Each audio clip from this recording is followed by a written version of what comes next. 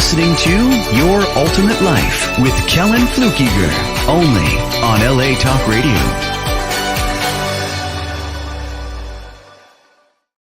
Hey, welcome to today's show, Your Ultimate Life. And today we're going to talk about creation, because ultimately life is a series of creations.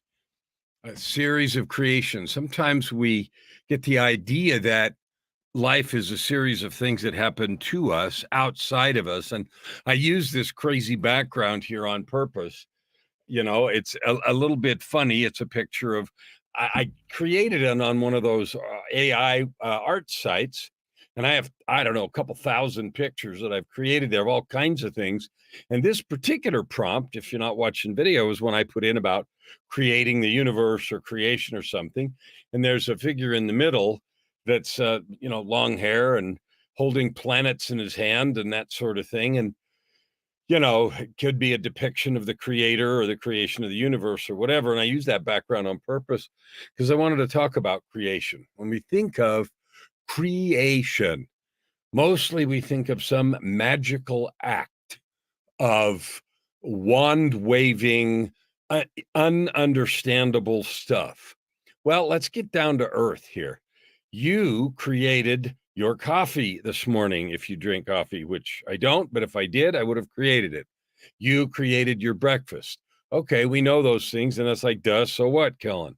So what else did you create? Well, how about your mood? You created your mood. Ooh, I can already hear the rumbling in the audience.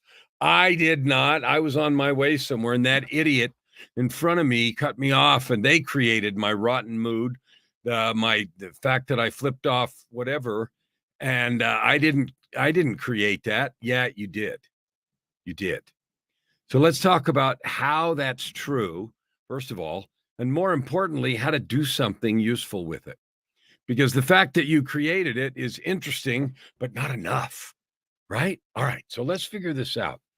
If you create your mood, what does that actually mean? Well, where does a mood or a feeling or, all of that come from? If you're really ecstatic or you're really angry or you're frustrated because this or that didn't go your way, you turn in a project and somebody disses it, or you're trying to write a book and nobody buys it, or you got a crummy review or whatever it is.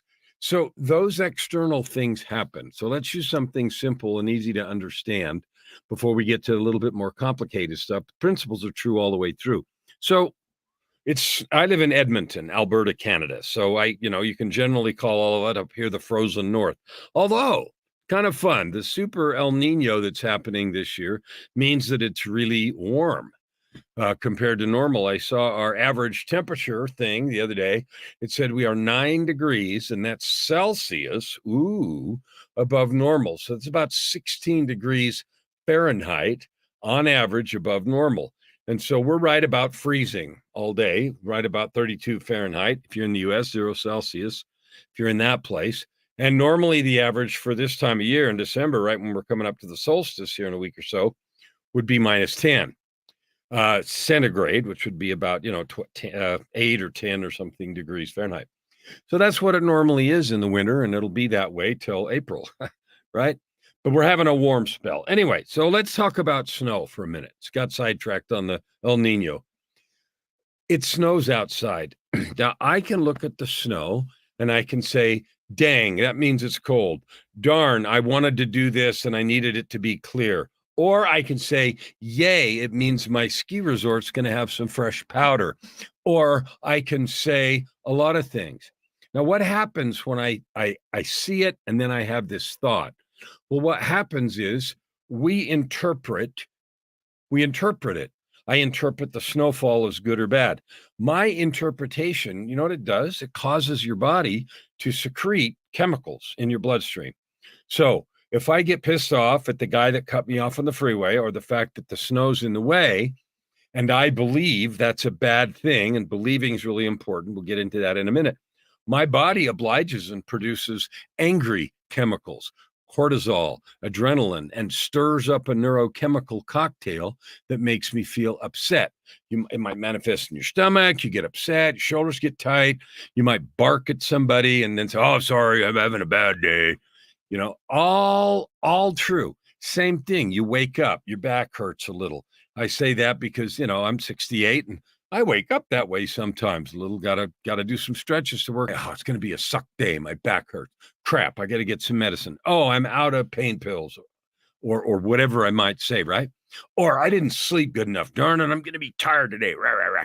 And the very act of me thinking I'm gonna have a bad day and then believing that thought tells the body to produce chemistry, bad chemistry, crummy chemistry, angry chemistry, frustrated chemistry. And so the body reacts. I have the uptight feeling, the knot in the stomach, et cetera, et cetera. But I created that because I can just as easily look at the snow or wake up with the back pain and just have it nothing. I can say, "Oh, I have back pain today. What am I going to do about that? Oh, I know. I can get up and do my stretches. I'm going to hit the floor and do some, yoga stuff and downward dog and upward moose or whatever they are, and get the little pillow on the floor. And I can do some stuff about it. And I can do it without drama. And you know what happens in the bloodstream? Nothing. I don't have the uptight feelings. I don't feel negative. I don't feel crushed, small, retracted, contracted. I don't feel that. Now, I want you to just look at your own life. If you have a feeling in your body, wherever it shows up for you, in your stomach, your throat, your shoulders, or wherever, that's negative, upset, frustrated, limited in some way, and you go to do some creative project, how effective are you? You're not effective. Those chemicals actually make you stupid. Hello? They make you stupid, and I'll tell you why. When you have chemicals of stress, your body robs your cognitive function area and focuses your energy, your muscles, your energy on your legs and heart and large muscle groups and that kind of things. So your creative stuff goes down in ability intentionally because the blood supply is redirected. Now, I'm not talking about a full amygdala hijack where you're all into fight or flight. I'm just talking about average frustration. It redirects your creativity, redirects your compassion, your love. All of your higher cognitive, emotional, and spiritual functions are hijacked by that negative feeling. So now here's the crux. Since you know that, and if you didn't know it before, I suspect you did, but if you didn't know that before now, then why in the world would you ever want to live in a place of being uptight, angry, frustrated, negative, or any of those things that reduce your creativity, reduce your compassion, reduce your empathy, reduce the things that make you human, your humanness, kindness, and compassion? All those things go away when our bloodstream is full of those stress chemicals. Well, the answer is you wouldn't, because two things. One, they don't feel as good. It's not fun to feel stressed or angry or negative or fearful or hateful or any of those things. That's different versions of the same chemical stew. On the other hand, it feels really good to feel love, kindness, compassion, service, included, valued. All of those feelings are just a chemical cocktail.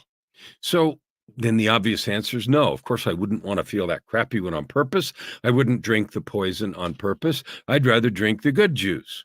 Okay, cool. So how do you do that? Because today my goal is to get to the nitty gritty so we can talk about creation.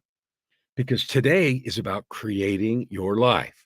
Your ultimate life, which is what I'm talking about here, is a life of purpose, prosperity, and joy that you truly love every day, that you're excited to get up and join. Now, I have created that, but I'm not saying that to say, yay, Kellen. I've created it from a place of hating my life, created it from a place of being in fear, of trying to prove everything, worrying about when I was going to get in trouble at work, even though I had very high level executive positions and made ridiculous amounts of money sometimes.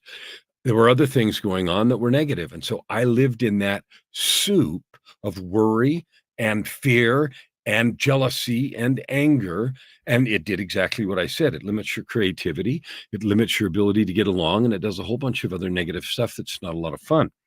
So I came from that place.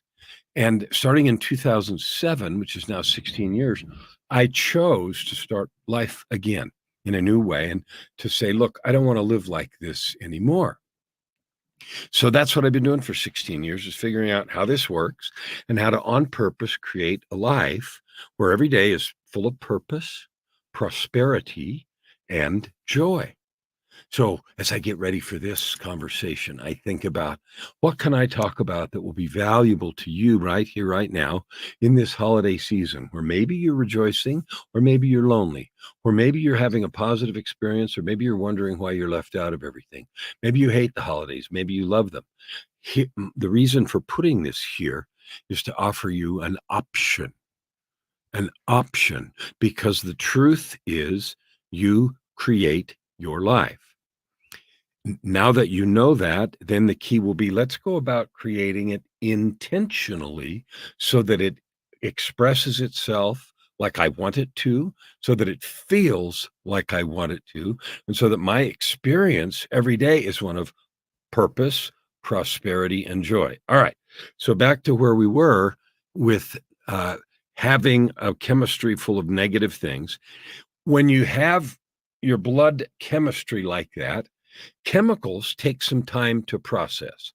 Now, this is not news, because one of the oldest pieces of advice in the book was, when you're mad, go count to 10. Okay. Why do you think that's true? Why do you think that, or some version of that? No, don't count to 10. He needs to count to 100. All of that stuff got said. Why do you think so?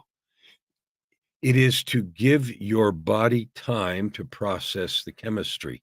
We say other things, give him a minute to clear his head, to get his head on straight, to get a good, clear vision, to have a better thought.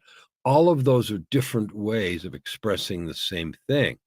Because when the chemistry in the bloodstream is toxic, then we react as if it were toxic. Now, I want you to think about another thing that you might be intimately familiar with, depending on your personal habits, is drinking.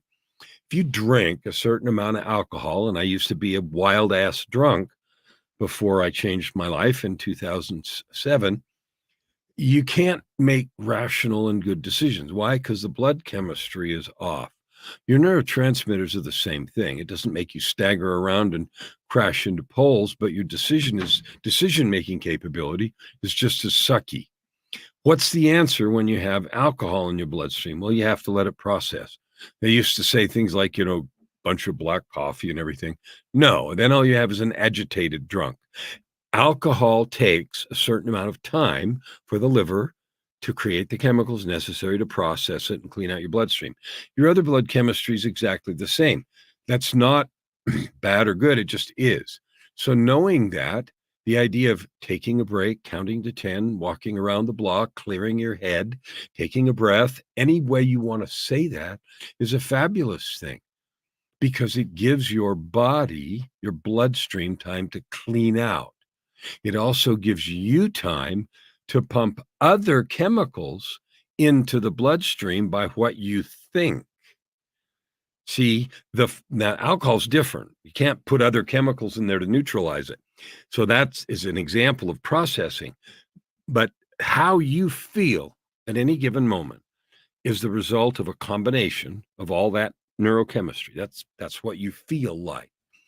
So changing the composition of your neurochemistry is not only possible, it's not difficult to do.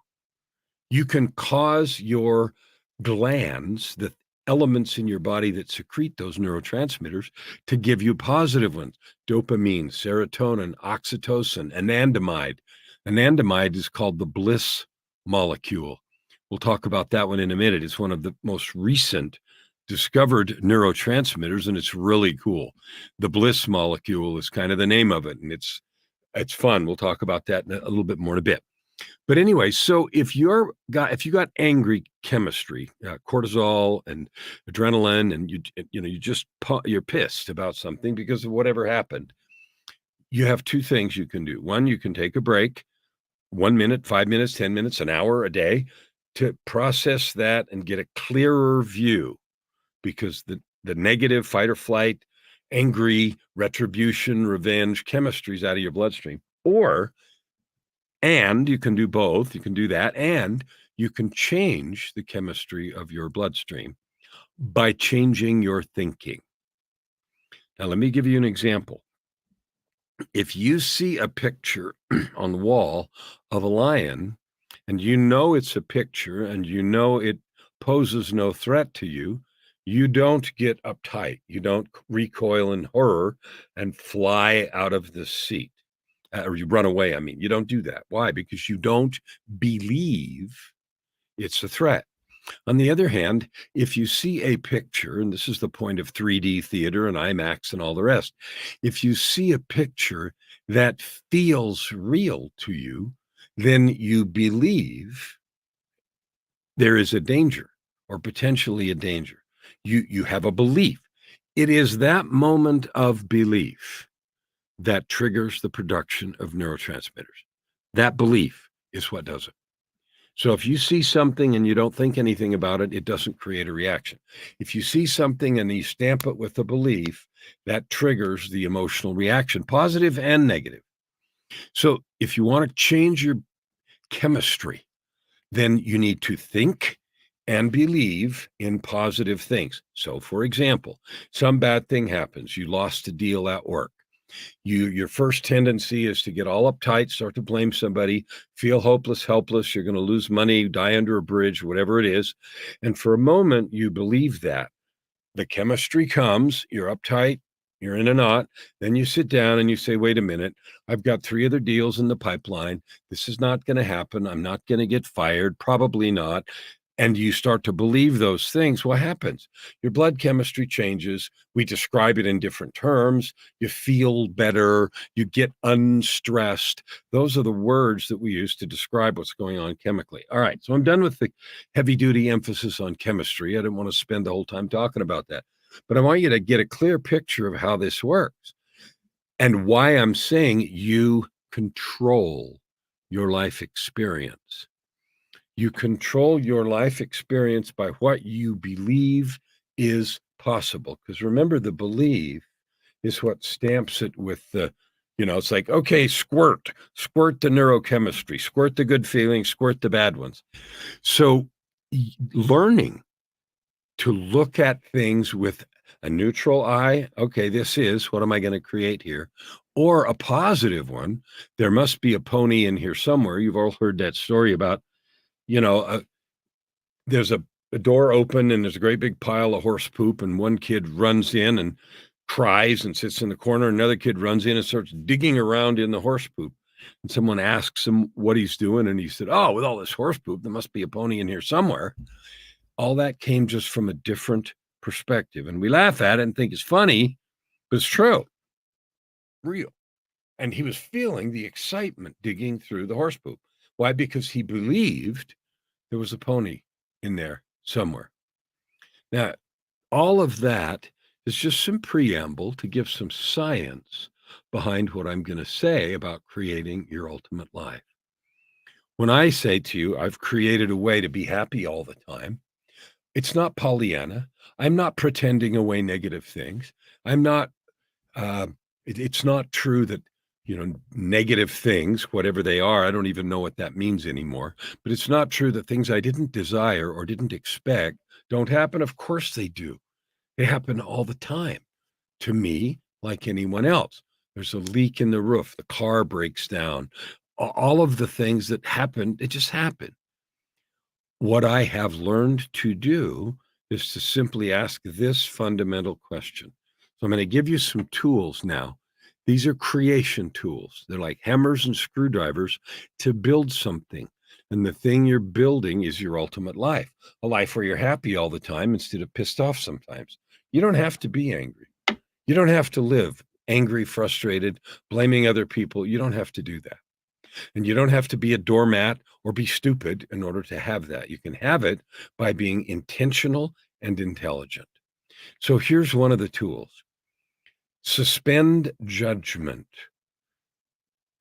There is nothing inherently good or bad about a situation. We have conditioned ourselves to believe it. Okay, we've conditioned ourselves to believe that if somebody says this or that, or flips you off on the road, that that is somehow bad. When that happens to me now, what I have chosen to train myself to do is to laugh inside, not outside, because I'm not about making something worse, and then think genuinely in my heart, I'm sorry he or she is having such a bad day. I hope things get better. And I truly wish that. Now, that's just as easy to think and wish as it is to wish they got in a wreck. And how come that idiot can't think, whatever that string of thought might be? It's just as easy to have compassion and say, they must be having a bad day. I hope they're okay. Or if somebody's cutting you off on the road and driving like an idiot, I can say, "Mark, they think they own the whole damn road," that sort of reaction. And that creates, accompanying chemistry. Or I can say, wow, they must be in a serious hurry and I hope everything's okay. And mean it. Now, that takes some work, but you weren't born cursing people out that flipped you off. You weren't born that way, and neither was I. I learned through socialization, through cues, through judgments about myself and others that I should react a certain way. Well, most people don't live an ultimate life. Most people don't live in constant purpose, prosperity, and joy.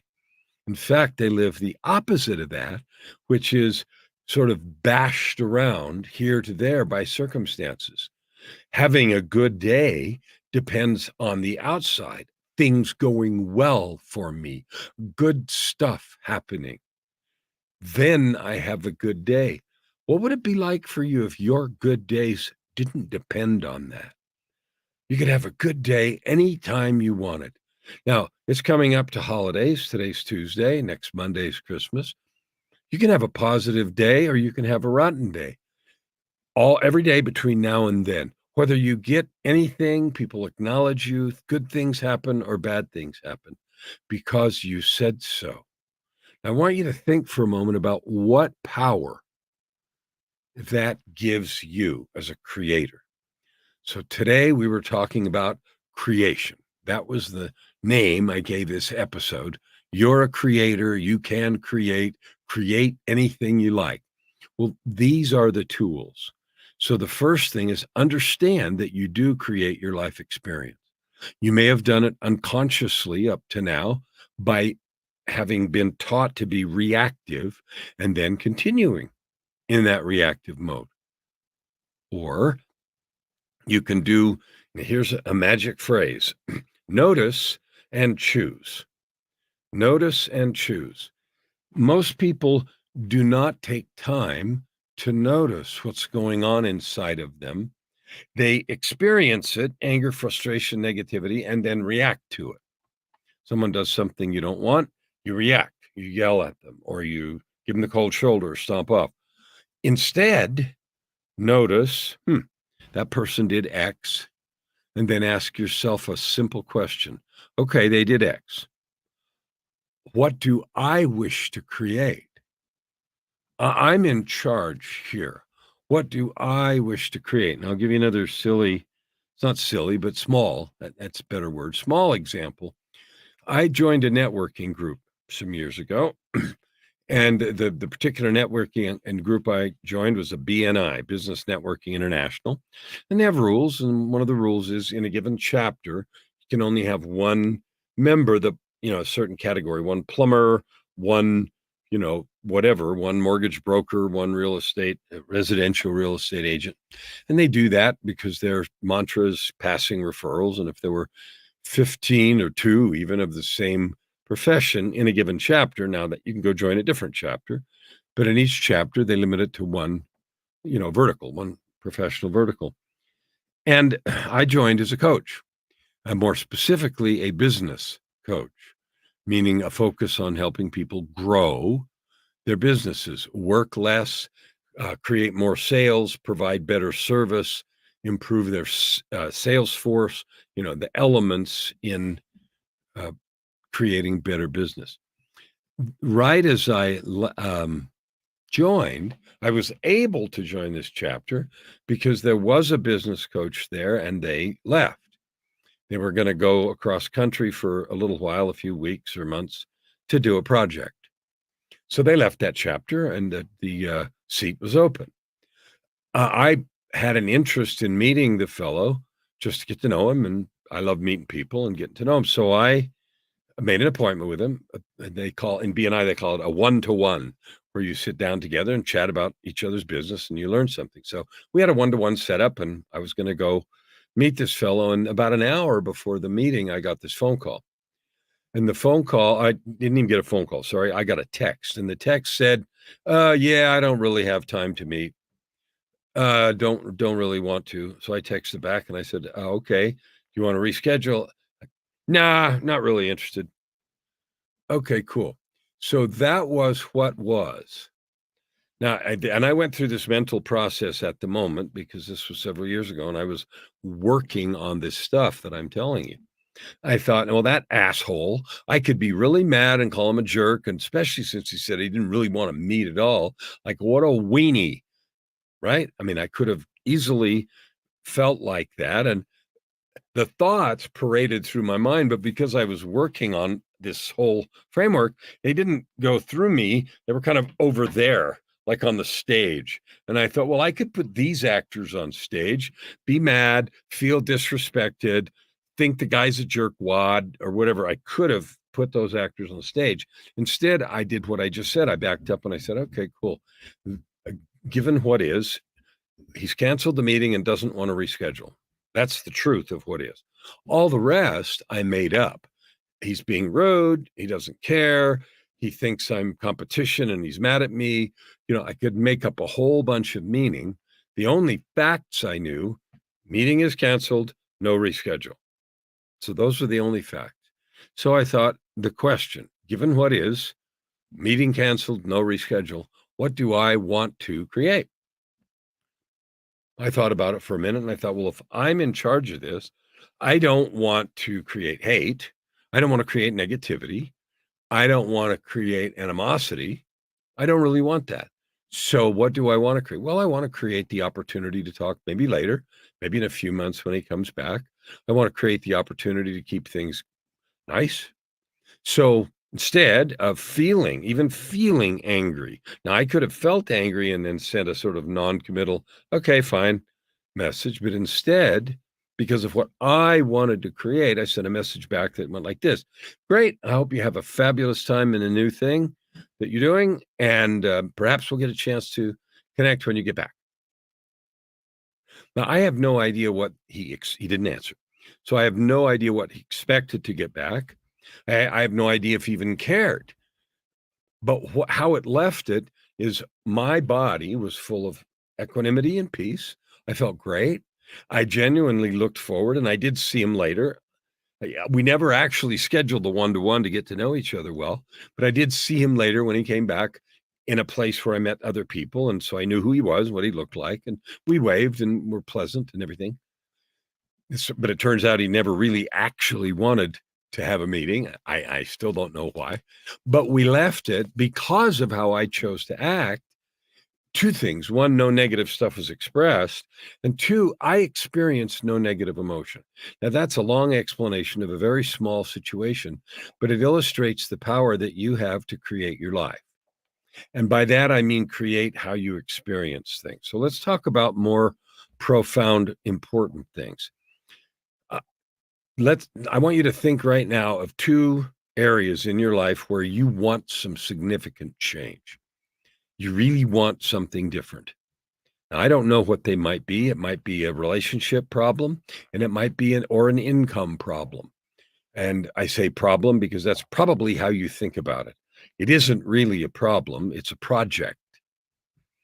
A problem only happens when we attach emotion to a project. What? Yeah. If I look and I think the fence needs to get painted or the toilet needs to get fixed, that's not a problem. It's just a project.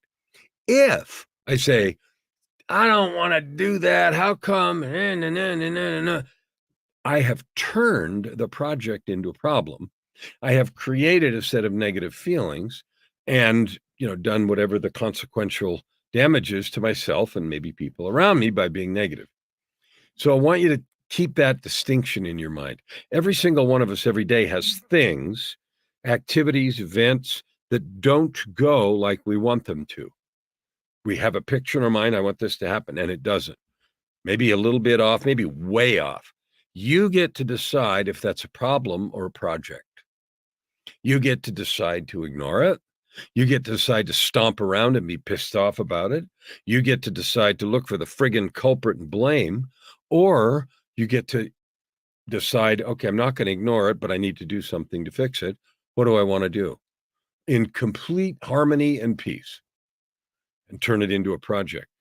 And what you've done is you've changed your whole life experience with respect to that little thing.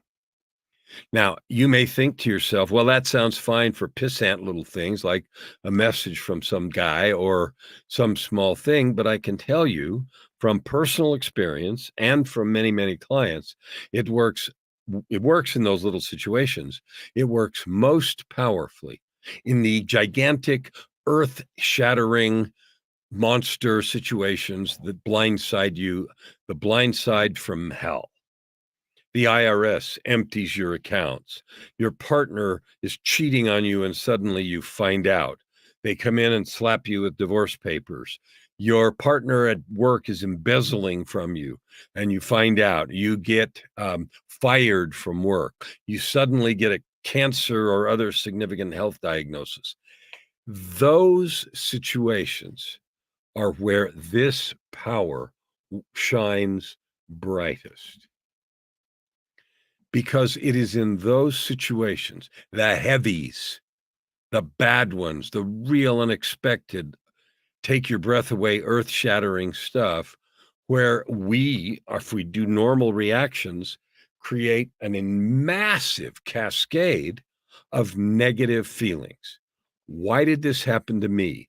How dare they do this, that, and the other? What the frick? How come always why are they picking on me? Why did they audit my tax return? Why did I get fired? How come we didn't have any notice about the downsizing? Or if it's your partner, any of those terrible things, they have the potential to create the most massive emotional reactions and hence pump the most poison in your bloodstream. Now, why do I say poison? Well, I'm going to digress here for a minute and we'll come right back to where we are.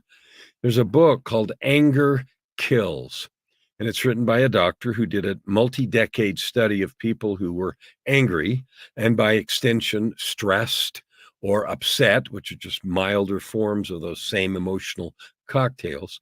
They lived that way, often angry, all of those kinds of chemicals. You know what he found out? You die several years sooner. So when I say it's toxic, it is. Those chemicals are corrosive. They're necessary. They move us to, action when there's real danger and so forth. But when we feel them a lot and we live in this state of anger or worry or stress or grief, heavy emotion, they're toxic to the body. They're corrosive and they shorten your life. And it wasn't just a little bit. In the study he did, it was a decade shorter, I think was the number, 7 to 10 years shorter lifespan on average, the group that lived, in with those heavy chemicals a lot. So when I say it's toxic, it is. So, and I'm not saying don't feel and turn into a robot, but again, this is a notice and choose activity. So if you want to create a life where your life every day is one of positivity, creativity, compassion, love, light, and all that airy-fairy stuff that feels so good, then notice and choose. When external things happen that might have offended you, hurt you, surprised you, even big ones, in fact, especially big ones, Notice, wow, this happened. I'm experiencing unexpected pain, emotional, physical pain. And then say to yourself, okay, there's a saying that my wife, she used to hate it when I said this, but she doesn't anymore. And it's this, it's what is, right? Silly statement. What is. Well, we get so caught up when we start arguing with reality. We're trying to force reality, other people's opinions, attitudes, behaviors, something we did or didn't do, or someone else did or didn't do, into a box that we want. No, it's got to be this. Well, when you fight with reality, you lose 100% of the time. So if you have, not if, when, of course you're going to have those things. When you have one of those big moments happen to you, okay, they happened. Then make a conscious decision as the owner and creator of your life to say, all right, this has happened. What do I need to do now? What am I going to do with this maybe big pile of crap? What am I going to do with it? Well, what you don't need to do is stay in rage, stay in anger, stay in helplessness, stay in blame, stay in any of those things very long. Because two things are true. The longer you stay in that chemistry of heavy chemicals, the more damage to your body, and it's not healthy, and the more limited your creativity, problem-solving skills, and so forth become. We literally become less intelligent. We have less access to our higher reasoning functions when we are in those negative emotions. So noticing where you are and then choosing to do something about it is your key to creating life the way you want it. Those things are still going to happen. But noticing and choosing is the key. Now let's move out of the heavy into the positive for the rest of our episode tonight. Here's what I've noticed about myself. I struggled for decades with depression. Serious, significant MDD, major depressive disorder, big deal, caused me to do a lot of stupid things over decades, like multiple failed relationships, addictions, a couple of suicide attempts, etc.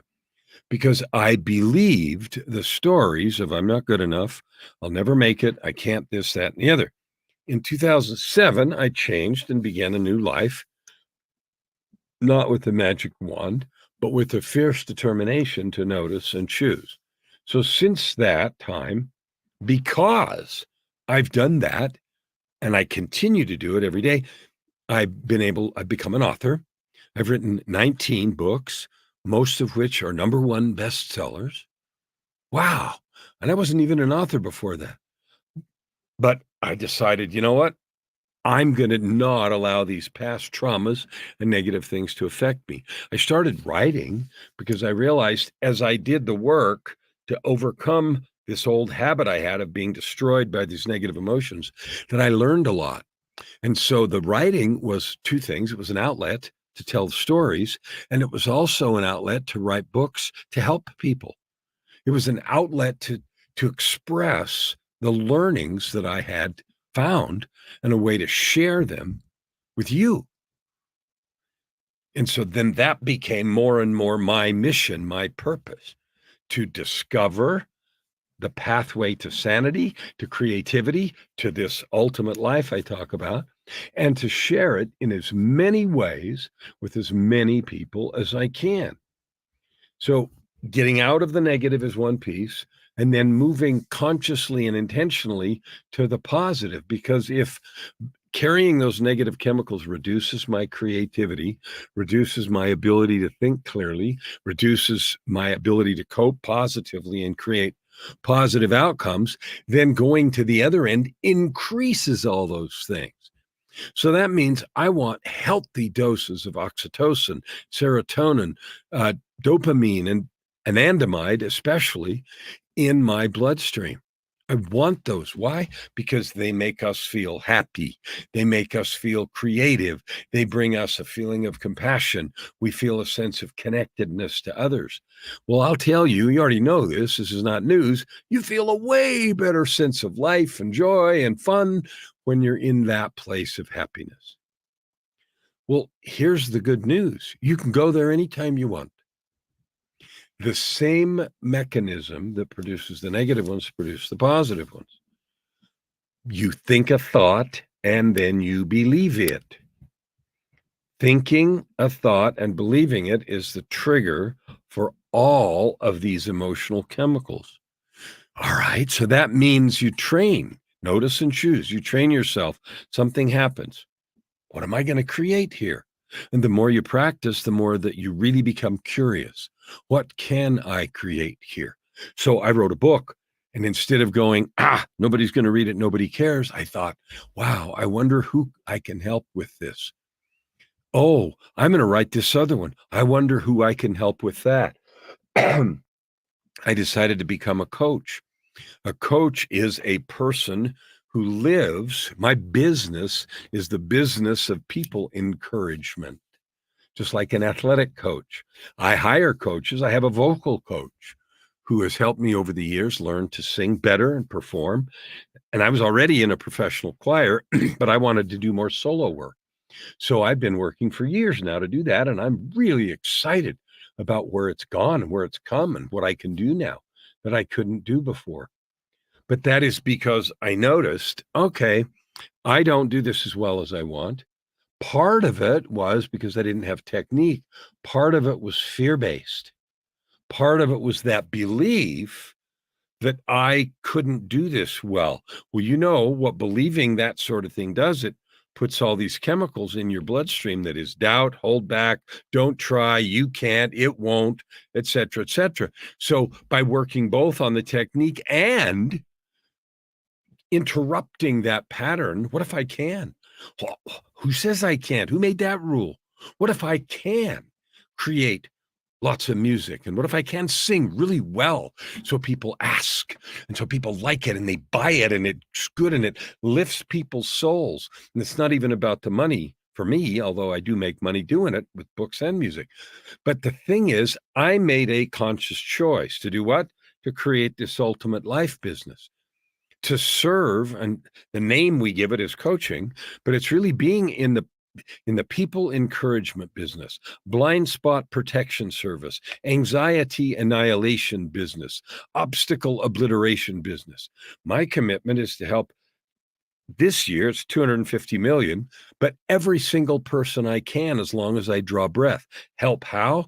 Help you learn the kinds of things that we talked about today so that you realize, and there's 50 others, but this is just one, you have the levers of joy. You have the levers of having fun in your life. They're in your hand. They're right there in front of your control console. They're right there on your keyboard. The joy button is right there. But if you're like me, I didn't know how to push it. I didn't know how to operate these mechanisms to create positive creativity, to finish projects, to make a living doing what I wanted to do. You know, that fabled and wonderful place of getting paid for what you want to do. You know what? I get paid to speak. I get paid to write. I get paid to sing. I get paid to coach. And none of it was an accident. It was an intentional creation. And it involved both parts, developing skills and eliminating all of that negative conversation that we all have. We all yearn to add good to the world, but we deeply fear judgment and rejection. And that fear gets in the way of everything. Why? It produces that chemistry, the chemistry of resistance, the chemistry that says maybe they'll laugh, the chemistry that says, oh, later, it's not my time, it's not going to work. That chemistry. It's called the chemistry of resistance. Now, there's an author named Stephen Pressfield who wrote a bunch of books. One's called The Artist Journey, and one's called The War of Art, and Turning Pro and Doing the Work. And the latest one is a book called Put Your Ass Where Your Heart Wants to Be. And all of them are about this resistance that every person, you, me, and everyone else, feels whenever we try to create our art and put it in the world. And by art, I don't mean pictures like this or necessarily music or writing books or anything else, but it is the core thing, the core yearning that you have to create and put into the world. We feel resistance. We feel fear. It gets in the way. The good news is fear we make up. Fear is created by that chemistry. Believing thoughts that aren't true creates that chemistry of, pull back, etc., etc. The good news, you can create different chemistry anytime you want. So your invitation today is to start right now. I don't care where you've been. I don't care what's happened to you. I don't care what situation you're in right now. I don't care if you just lost your job. If you face that challenge with anger, frustration, and fear, you won't be as creative. You won't see as many opportunities, and you won't be able to handle it as well as if you face it with love, creativity, positivity, and with a certainty in your own heart that there's a way through this. There's always a way through. The sun always comes up. Now, you may need to go get some help. I did a lot. When I changed my life in 2007, I had to go see a ton of counselors and hire coaches and do stuff. But you know what? I had to do the work. And with that kind of help, I was able and still am able to live in an increasingly positive way. And compared to where I was, I don't even recognize either the person or the life I used to live. The fear-based, failure expectant life was where I was. Today, I have joy-based, success expectant life, regardless of setbacks and mistakes and other people's behavior. It's all okay. And so following these very steps that I've talked to you about, and today was simply one. It's notice and choose. Notice the chemistry you have. What are you feeling? What do you want to do with it? Given what is, instead of arguing with what is, given what is, what do you wish to create? Now, those are simply two things. Given what is, what do I wish to create? And notice and choose. I don't expect that just because I told you them, you'll be able to change your whole life and move forward. I couldn't. I needed a lot of practice and a lot of work. That's great because that's what I love doing. That is my whole work, is to help this year 250 million people. Now, that story I said I'd tell you later, and here it is. My year starts October 14th, 2 months ago. So right now, I'm 2 months into my new year. I set a goal in October to reach and help 250 million people. Last year, the goal was 50, and we reached 75. So I multiplied the goal by 5, and I have no idea how I'm going to reach it, and I don't care. I'm going to do whatever it takes to help that many people. And here's what I mean by help. By help, I mean help you understand who you are, how to take control of your emotions, your feelings, your creation process. Because whether you know it or not, or believe it or not, you are creating your life. You're creating your life one thought at a time, one belief at a time, one choice at a time. And you know what? Going back to this picture behind me of a creation, an act of creation, you are a divine creation. You're a child of the divine. Now, whatever religious or non-religious tradition you have, doesn't even matter. You're a child of God, whatever you conceive that to be. You're not an accident. You were created with love, with intention, on purpose. Wow, what a heritage. What a pedigree. You have a mission and purpose, and you have felt like that. You have felt it. You've wondered what it is. You felt those yearnings and that push. Well, of course you have. You come from a divine source. So that yearning and push to add good to the world and to do good, help people, all the ways people say that, that comes right out of heaven, right from the creation of you. That's who you are. It's who I am. It's who we all are. So you're a divine being. You have a mission and purpose that you not only agreed to before you came, but you were stoked about. Think about that. You know what the third thing is you have the gifts and talents you need to complete that mission and do it well. But the choice to do so is always ours.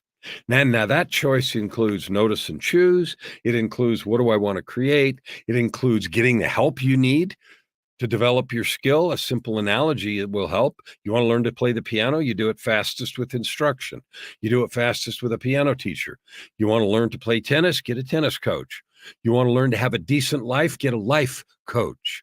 You want to learn how to blow your business up? Get a coach that can help you with business thing. Like, get the resources in your corner to explode your growth. I mean, we're all free to plod along, but that isn't very satisfying. I sure enjoy. I can't even describe the level of pleasure and fun I have in my life today compared to how it used to be, even though I was making ridiculous money. Today, I live with purpose, prosperity, and joy every day, every minute, no matter what happens around me. And you might say, well, so what? The good news, you can have it. There's nothing preventing you from having all that you want except a choice, a commitment, and getting the help you need. If you do those things, I can promise you, you can create your ultimate life.